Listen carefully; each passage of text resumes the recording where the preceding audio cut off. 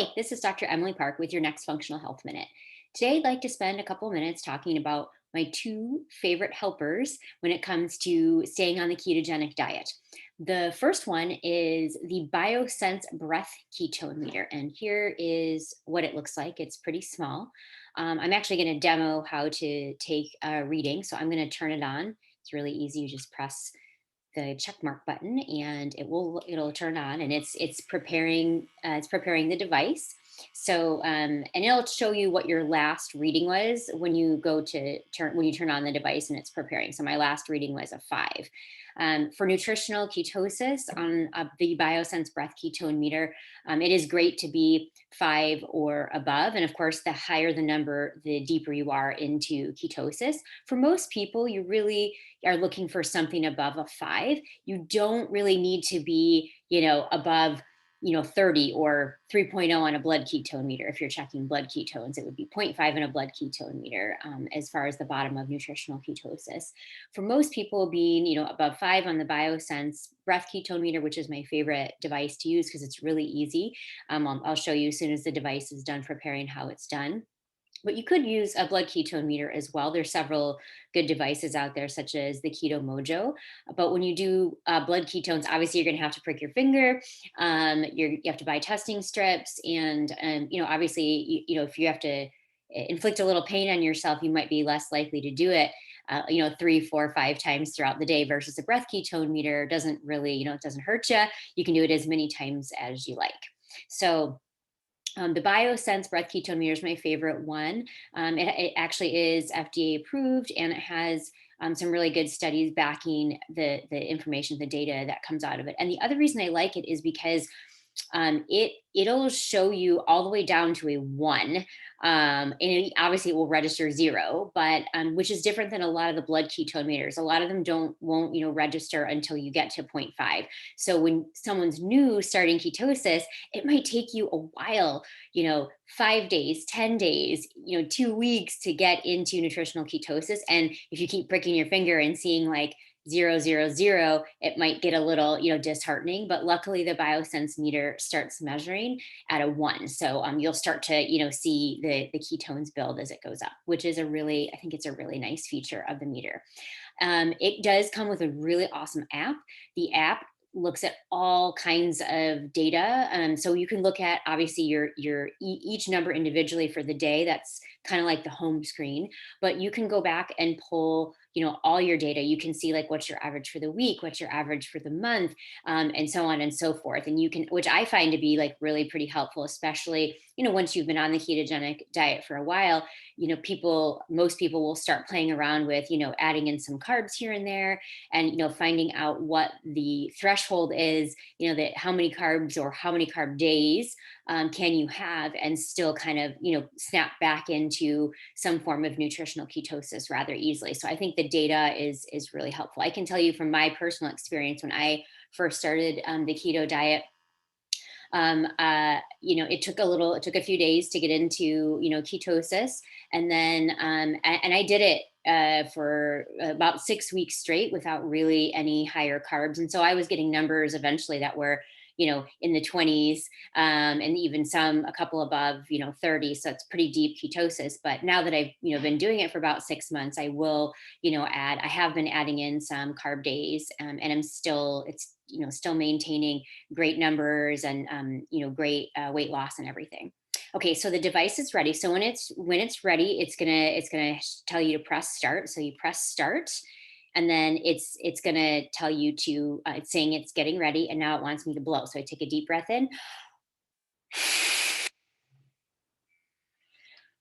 So you kind of heard it made a buzzing noise, and now it's analyzing.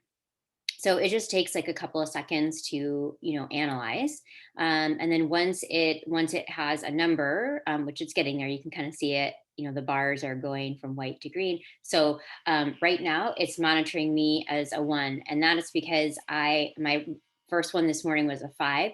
I'm actually doing this video right after a workout in a shower. So when you work out, you actually lower, your ketones will lower, and obviously after, because you're using them, and then after you eat, obviously, you might expect your ketones to be lower. So the best time to check the ketones are going to be first thing in the morning, like fasting when you first wake up before you do anything, blow in the ketone meter, see what that's like. And then I like to do it before the lunch meal, before the dinner meal, and before bed. So those are the times that I like to personally do it, because it gives me a good feel for what's going on. Now you'll see as you start to use a breath ketone meter or a blood ketone meter, there are lots of things that will affect how deep you are into ketosis, and that can include sleep, stress. Like obviously, what we were talking about with carbs and nutrition is a big one, but exercise. Like I actually did a CrossFit workout this morning, and so it's pretty high intensity. So of course that's gonna drop my ketones. And that's expected. It's normal. It doesn't mean there's anything wrong or bad. It's a normal expected response. But tracking ketones is really important, because I can't tell you how many times I've had patients tell me they're doing keto or they're on a low carb diet, and lo and behold, they're really not in nutritional ketosis.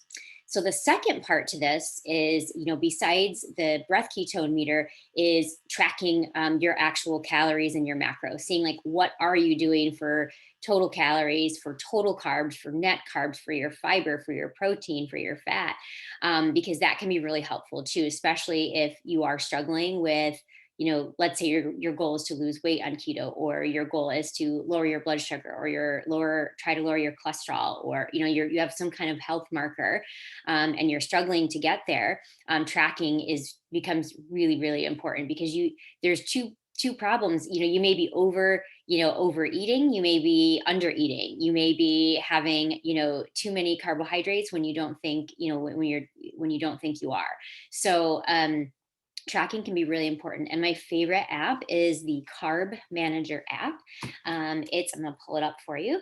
And it's really easy. I really like it because you can scan. It's just like kind of like my fitness pal. You can scan a food item in, and it will pull up all of the data for that, and then you can just enter it into whatever you're doing: breakfast, lunch, dinner, snacks, et cetera, et cetera.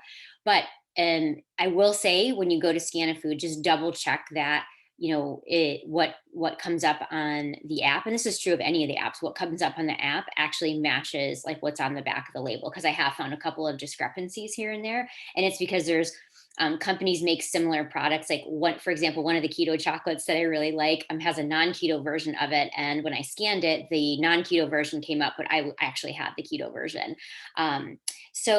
What's really cool about this is you can, and I know it's going to be a little bit hard to see with the screen, but there's this wheel that's there, and it will, and next to the wheel, there's these bars, and the bars are for protein, fat, and calories. And then underneath it, the big red bar is the net carbs, and then it'll tell you total carbs and fiber as well. And it will track everything. If you eat the same thing over and over again, if you want to create certain meals for yourself, you can literally create them and then just boom, like click once and drop it in, and Carb Manager will track it.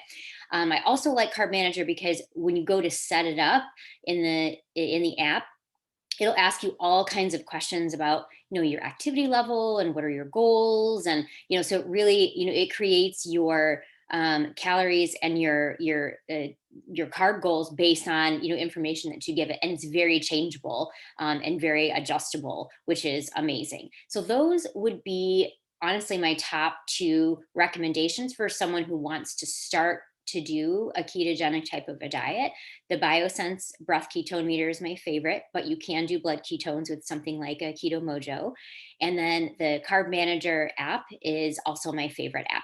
There's lots of other apps you can use out there, but those would be my top two things, the things that I've personally used, and I'm still doing it, and I'm well over almost 7 months, kind of following the ketogenic diet now in a row. So I'm finding it to be really helpful myself, and I've recommended it to many patients, and they also find it to be really helpful. So hopefully this helps give you a good primer and starter to how to get going with the ketogenic diet and have good success. This is Dr. Emily Park with today's Functional Health Minute.